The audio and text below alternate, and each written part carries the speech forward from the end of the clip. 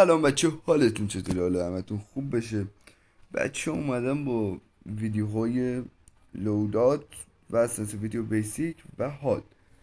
بچه ها یکی دیشب تو روم بودیم، یکی گفتش تو که یوتیوبری داشتی چنل داری، یه دونه ویدیو برامون بذار در مورد هاد و سنس و بیسیک. من اینا رو ندارم، خرابه، نمیتونم پلی بدم. گفتم خب باشه داداش، به افتخارت فردا برات میزنم. ویدیو دیشب بود، حالا امشب قرار بذارم.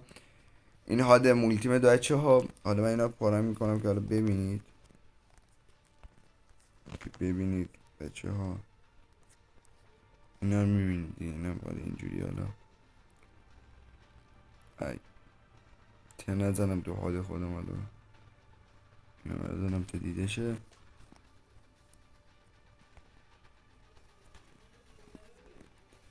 خب بچه ها، بریم برای هاد بتل.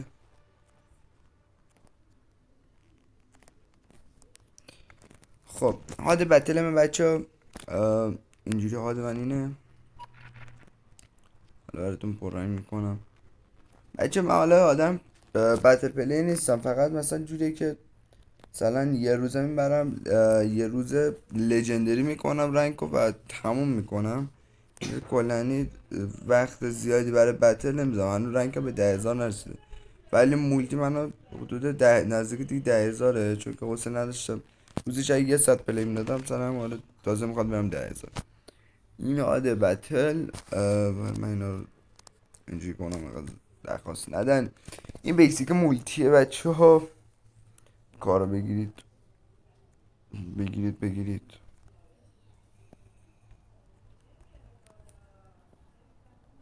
اگه تونسته اینم فعالش کنید. من بچه بیسیک رو زیاد نمیخونم، بعضی چیزا جا گذاشتم الان دارم چیز میکنم هرچی که بچه اینو باید بندازیم ADS فایر. اینو آفش کنید بچه، درست.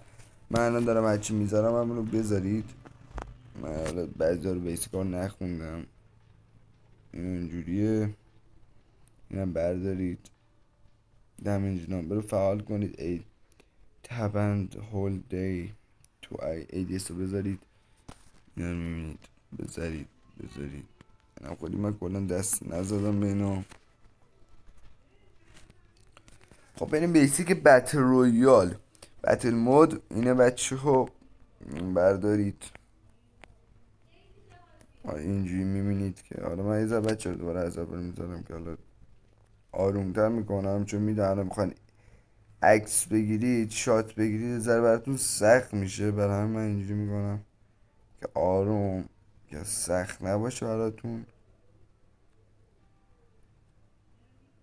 اینجوری میبینید.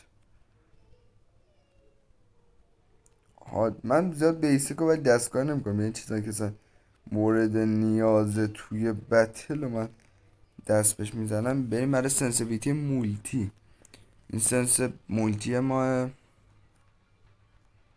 همیشه با این سنس پلی میدم، خیلی هم برام راحته. حالا نمیدونم شما اگه با این سنس خوب باشید، نمیدونم حالا اگه سنس خوب باشه. حالا من خواهد با این سنس خیلی خوششون اومده، چند از رفیقام که دادم سنس خفن بوده و بقیه خوششون اومده. حالا برای شما هم گذاشتم که شما 120 نفر مشترکی که در خانواده من هستید عشق کنید و حال کنید. اینم بتل مود هم اینجوری میبینیم. حالا من بچه گفتم بتل خیلی کم پلی میدم، زیاد با سنسیبیلیتی دستکاری نکردم. عادی که بشه پلی داد خفم شاد، با شادگان اسنایپ بشه راحت پلی داد. چون من بچه اصلا کلا به دو شادگان اسنایپ اصلا پلی نمیدم.